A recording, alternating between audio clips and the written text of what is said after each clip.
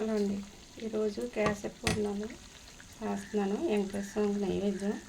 మనం కేసరి ఉంటుంది కదా, దాన్ని ఒక వండలు చేసేసుకొని, కానీ పిండి వచ్చి మన ఇడ్లీ రవ్వ ఉంటుంది కదా, ఇడ్లీ పిండి దాంతో వేసుకోవాలి. అప్పటికప్పుడు ఇడ్లీ పిండి కలుపుకొని వేసుకుంటే చాలా బాగా వస్తాయి. లేదంటే మైదా పిండి కలుపుకొని వేసుకుని చాలా బాగుంటాయి రవ్వ కేసరి పూర్ణాలు.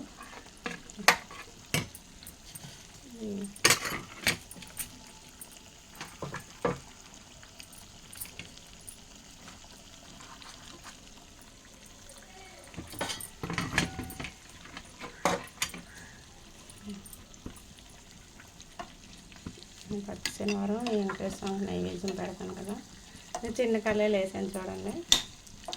ఎందుకంటే మనం ఇప్పుడు ఎవరు స్వీట్లు ఎక్కువ తినట్లేదు, అందుకని నూనె కూడా ఎక్కువ కాకూడదు అంటారు కదా, అందుకని నేను ఎప్పుడు కొంచెం చేస్తాను కనుక తక్కువ నూనెలో చిన్న కణాలు వేసుకొని, మనకి ఎక్కువే ఉండాలని ఏం లేదు, కొంచెం వేసుకొని చక్కగా రెండు అని వేగించి తీసేసుకోవచ్చు.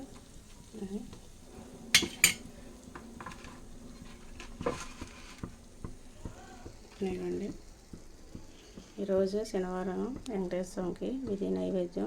వీలైతే మీరు కూడా ఇట్లా శనివారం పూట వెంకటేశ్వర స్వామికి శనివారం పిండి దీపం పెట్టుకొని నైవేద్యం పెట్టుకుంటే చాలా మంచిది.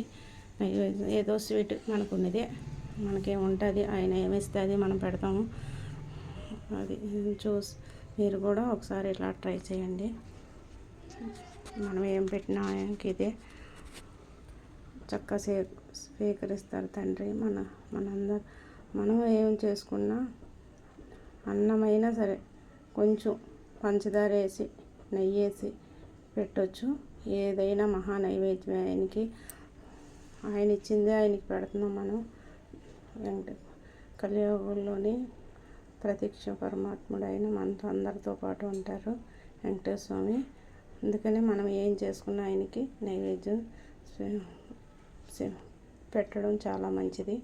శనివారం పూట మాత్రం ఏదైనా స్వీట్ కొంచెం చేసి పెడితే చాలా మంచిది. ఒకసారి మీరు కూడా ఇలా ట్రై చేయండి. వీలైనంత వరకు